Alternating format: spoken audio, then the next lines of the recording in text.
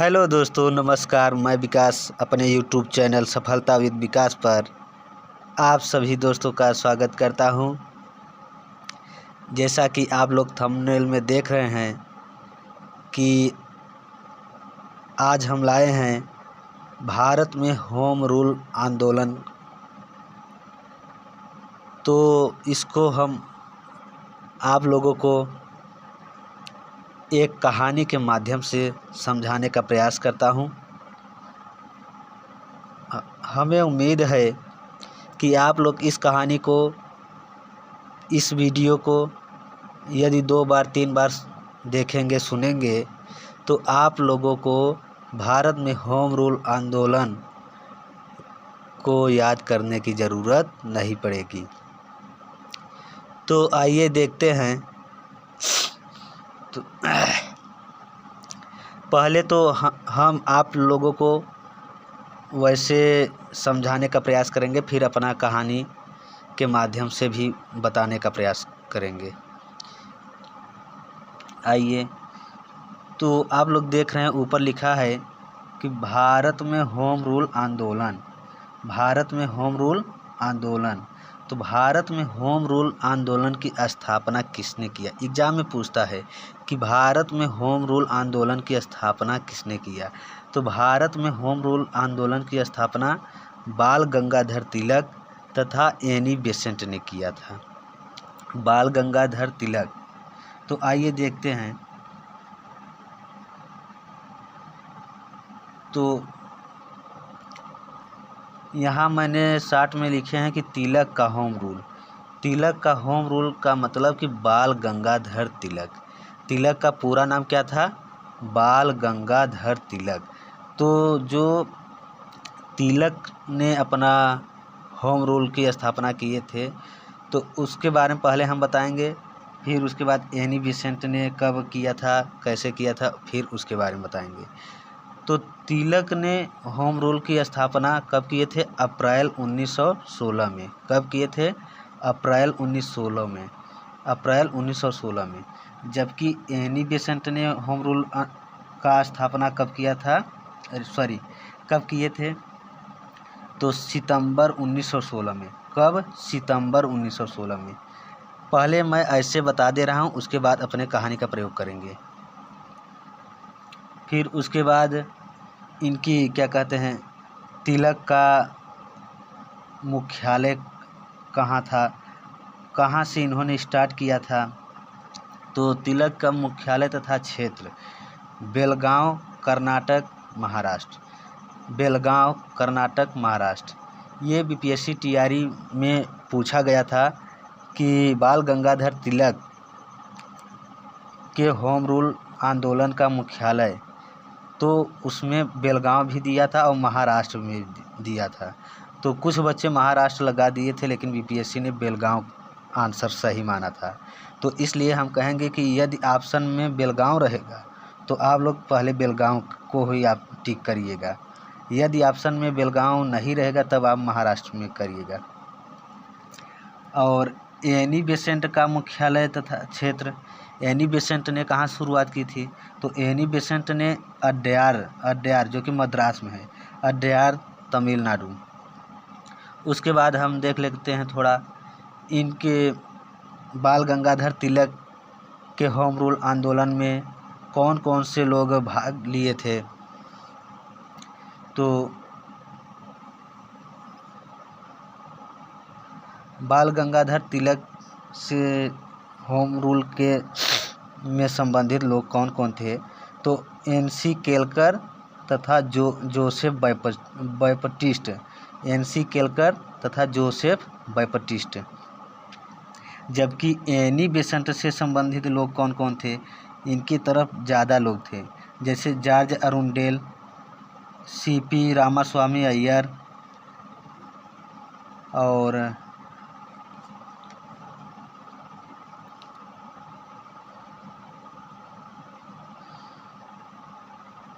CP Ramaswamy Iyer. थोड़ा video से cut जा रहा है। हाँ, तो एनी बेसेंट की तरफ कौन कौन थे? जॉर्ज अरुंडेल जो इनके आंदोलन के मेन सचिव थे, सीपी रामास्वामी अय्यर, वीपी वाडिया, मोतीलाल नेहरू, तेज बहादुर सप्रू, मदन मोहन मालवीय। आप लोग चिंता मत करिए, मैं ऐसी कहानी के माध्यम से बताऊंगा कि आप लोग कभी नहीं भूलेंगे। अभी एक बार देख लीजिए ऐसे ही।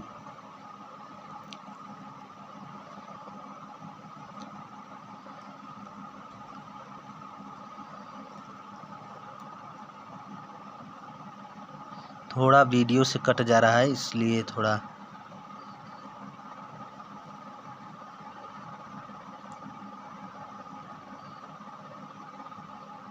हाँ, अब देखिए ये बाल गंगाधर तिलक के होम रूल का उद्देश्य। बाल गंगाधर तिलक के होम रूल का उद्देश्य क्या था कि जो स्वराज मेरा जन्मसिद्ध अधिकार है। उनके होम रूल का जो उद्देश्य था वो स्वराज मेरा जन्मसिद्ध अधिकार है। स्वराज मेरा जन्मसिद्ध अधिकार है किसने कहा? बाल गंगाधर तिलक ने। और एनी बेसेंट के होम रूल के जो उद्देश्य था स्वशासन की स्थापना मतलब कि अपना शासन हो, स्वयं का शासन हो। और प्रचार माध्यम, जैसा आप लोग देख रहे हैं कि प्रचार माध्यम मतलब कि ये कैसे इस आंदोलन का प्रचार कैसे किए। तो इस आंदोलन का प्रचार वो उनकी दो पत्रिका थी, एक मराठा व केसरी। कभी कभी इनका भाषा भी पूछ लेता है कि मराठा किस भाषा में है और केसरी किस भाषा में है। मराठा अंग्रेजी भाषा में है, आप लोग कंफ्यूज में न होइएगा कि उसमें देगा अंग्रेजी और मराठी, तो आप लोग देखेंगे कि मराठा मराठी में ही होना चाहिए, तो नहीं, मराठा अंग्रेजी में और केसरी मराठी में। मराठा अंग्रेजी में व केसरी मराठी में। कई एग्जाम में इनकी भाषा भी पूछा गया था, इसलिए मैं भाषा भी बता दिया। और एनी बेसेंट के होम रूल के प्रचार का माध्यम क्या था? तो कॉमनवेल्थ और न्यू इंडिया। ये बीपीएससी टीआरई 1 के सेकेंड शिफ्ट में पूछा गया था कि न्यू इंडिया किसकी पत्रिका है या न्यू इंडिया से संबंधित कौन है। तो उसमें ऑप्शन में दिया था कि एनी बेसेंट और नाम दिया था, वो पूरा याद नहीं है, लेकिन ये बीपीएससी टीआरई 1 के सेकेंड शिफ्ट में ये एग्ज़ाम में पूछा गया था कि न्यू इंडिया से संबंधित। तो चाहे कॉमनवेल्थ पूछा जाए चाहे न्यू इंडिया पूछा जाए, ये बहुत इम्पोर्टेंट है, हर एग्ज़ाम में पूछता है। तो कॉमनवेल्थ और न्यू इंडिया किसकी पत्रिका है? एनी बेसेंट की। तो अब आइए हम अपने कहानी के माध्यम से आप लोगों को बताना चाहता हूँ, और मुझे पूरा विश्वास है कि आप लोग 2 बार 3 बार इस वीडियो को देख लेंगे तो आप लोग के कॉपी में नहीं दिमाग में छप जाएगा। तो आइए देखते हैं। तो आइए आज हम लोग क्या करेंगे, होम रूल आंदोलन में ही क्या करेंगे, तिलक का शादी करवाएंगे। किसका? बाल गंगाधर तिलक का। ये कहानी एक काल्पनिक है, कोई सच्ची कहानी नहीं है। हम आप लोगों को याद कराने के लिए इस प्रकार की कहानी बनाया हूँ। ये कोई सच्ची कहानी नहीं है, ये काल्पनिक है। तो हम लोग कैसे याद करेंगे? बाल गंगाधर तिलक और ये एनी बेसेंट महिला हैं, आप लोग जान नहीं रहे हैं। तो बाल गंगाधर तिलक, इनका शादी हुआ किससे? एनी बेसेंट से। शादी हुआ किससे? एनी बेसेंट से। अब कब हुआ? तो कब हुआ? तिलक का मतलब इनका तिलक, बाल गंगाधर तिलक को तिलक मिला कब? तिलक, जैसे तिलक लेते हैं ना, जब शादी होता है तो तिलक लेते हैं, तो तिलक मिला कब? अप्रैल 1916 में। अप्रैल 1916 में। तो जैसा कि मैंने बताया है कि बाल गंगाधर तिलक ने होम रूल की स्थापना कब की? अप्रैल 1916। जब उन बाल गंगाधर तिलक की बात आए तो आपके दिमाग में तुरंत आ जाना चाहिए कि अब बाल गंगाधर ने कब तिलक लिया था? तिलक लिया था कब? अप्रैल 1916 में। लेकिन शादी कब हुई? शादी हुई सितंबर 1916 में। शादी कब हुई? सितंबर 1916 में। तो किससे हुई शादी? तो एनी बेसेंट से शादी हुई कब? सितंबर 1916 में। तिलक लिया गया अप्रैल 1916 में। शादी कब हुई? सितंबर 1916 में। समझ में आया? तिलक कब लिया गया? 1916 में। लेकिन शादी कब हुई? सितंबर 1916 में। समझ में आया? उसके बाद जब शादी हो गई, मान लीजिए शादी हो गई, अब शादी हुई तो आइए देखते हैं। शादी हुई तो तिलक का, बाल गंगाधर तिलक का जो घर था, जो जहाँ के वो थे, मान लीजिए ये सब काल्पनिक है, मैं बार बार बता दे रहा हूँ। उनका घर कहाँ था? बेलगांव कर्नाटक था। कहाँ था? बेलगांव कर्नाटक। लेकिन एनी बेसेंट का घर कहाँ था? एनी बेसेंट का घर कहाँ थी? तो अड्यार और मद्रास में। कहाँ? अड्यार और मद्रास, तमिलनाडु क्षेत्र में। तो मतलब कि एक गांव से ही दूसरे गांव में बारात जाती है, एक गांव से ही दूसरे गांव में ही शादी होती है ना, कि एक ही गांव में हो जाएगा। हालांकि हो भी सकता है। तो मतलब कि बाल गंगाधर की बारात कहाँ से गई थी? तो बेलगांव कर्नाटक से गई थी। कहाँ गई? अड्यार मद्रास में। अड्यार मद्रास में, अड्यार मद्रास जब बात आई तो एनी बेसेंट, आप लोग इस तरफ एनी बेसेंट हैं, तो एनी बेसेंट के घर गई। तो एनी बेसेंट का घर कहाँ था? अड्यार मद्रास में। और तिलक का घर कहाँ था? बेलगांव कर्नाटक। जब एग्ज़ाम में आए तिलक का क्षेत्र, तिलक का मुख्यालय, तो आप लोग तुरंत दिमाग में आ जाना चाहिए कि तिलक का घर कहाँ था? बेलगांव कर्नाटक में। ये समझ में आ गया? उसके बाद आइए देखते हैं।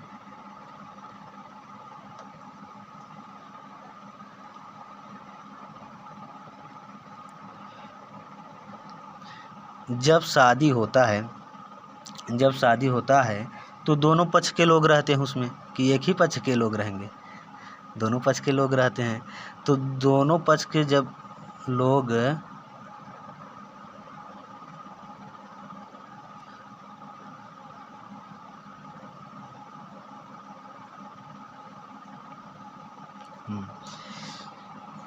थोड़ा वीडियो कट जा रहा है, इससे थोड़ा समस्या हो रही। आप लोग को समस्या के लिए मुझे खेद है।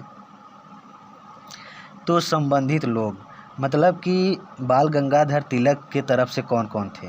तो इनके तरफ से ज़्यादा लोग नहीं थे। एनसी केलकर और जोसेफ बैप्टिस्ट।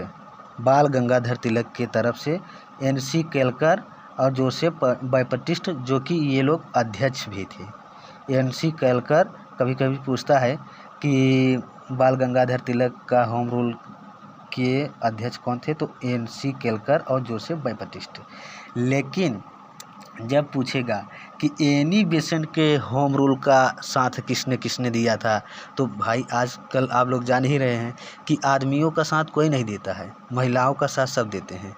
लड़कों का साथ कोई नहीं देता है, लड़कियों का साथ सब कोई देने के लिए तैयार रहते हैं। ये थोड़ा सीरियस मत लीजिएगा, आप लोग खुद समझदार हैं। तो इनके तरफ से, एनी बेसेंट के तरफ से, जैसे कि जॉर्ज अरुंडेल थे जो कि सचिव थे, सीपी रामास्वामी अय्यर, वीपी वाडिया, मोतीलाल नेहरू, ये सब बड़े बड़े नेता, समझिए कि मोतीलाल नेहरू सब किसके तरफ थे? सब एनी बेसेंट के तरफ थे। तेज बहादुर सप्रू, मदन मोहन मालवीय, ये सब किसके तरफ थे? सब के सब एनी बेसेंट के तरफ थे। और आइए देखते हैं कहानी।